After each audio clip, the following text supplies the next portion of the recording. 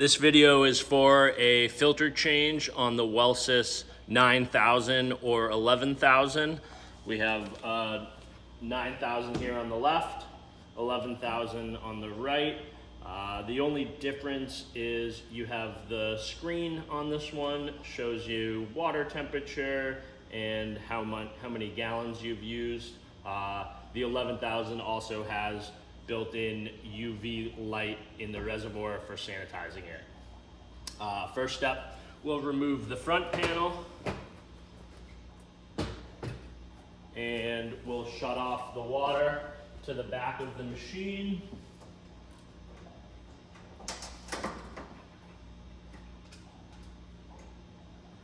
So, water is off.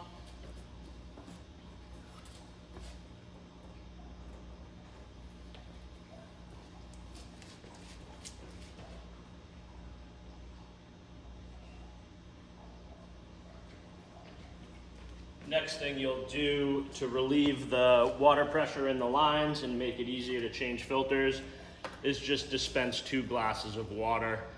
This is in case the reservoir is full and all the lines are pressurized, the filters are pressurized.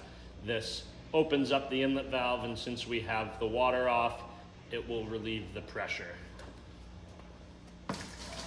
So the tools you'll need for this filter change: Phillips head, flathead, TDS meter, some extra 1/4-inch line, and a rag. The rag is very important. We have a leak stop down below. That's a cotton pad. If it absorbs water, it expands and stops the flow of water. We don't want to leave a filter change and the customer to run out of water because that happened. So Wellsys filters get changed on a yearly or bi-yearly schedule. Every single year, sediment, pre-carbon, and BioSure filter get changed. On the second year, sediment, pre-carbon, bio, and TCR get changed. The RO membrane is monitored at each filter change by recording TDS. They typically last for 5 to 7 years. So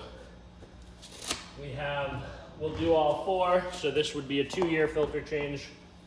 So I have sediment, pre-carbon, bio, and TCR. We'll start with the sediment filter. Remove the top elbow, keeping in mind we don't want to get water down below.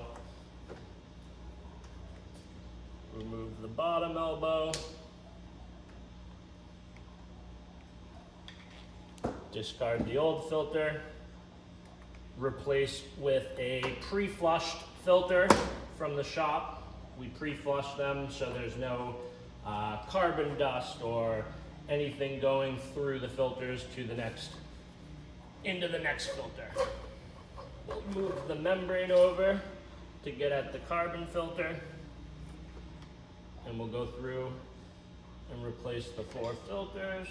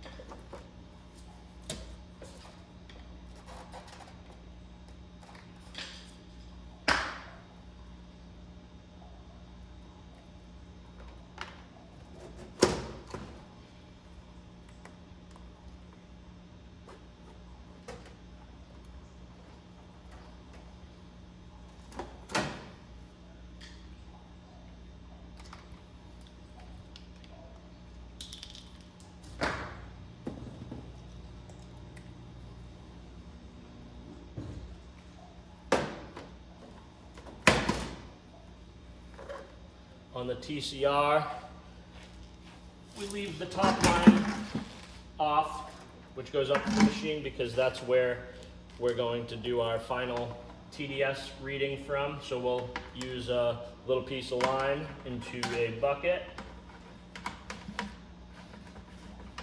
and Before we turn the water back on to start the process of flushing the TDS down on the final flush, at this point we kind of purge the junk from the membrane. So we'll take the lines off the top. We want to make sure we're taking it off before the pressure reducer because we want the full pressure of the water flowing through the membrane and flushing out the junk. So we'll put this into our bucket, turn the water back on, and for about 30 seconds, we'll let this membrane flush while giving it some slight taps on the side.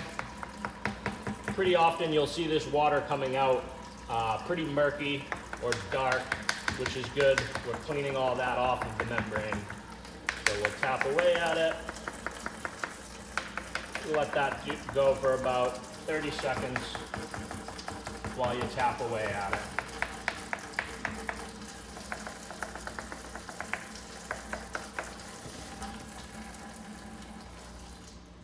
Water off.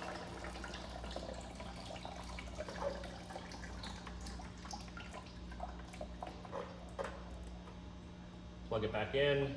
Drain line with the pressure reducer is on the outside of the membrane.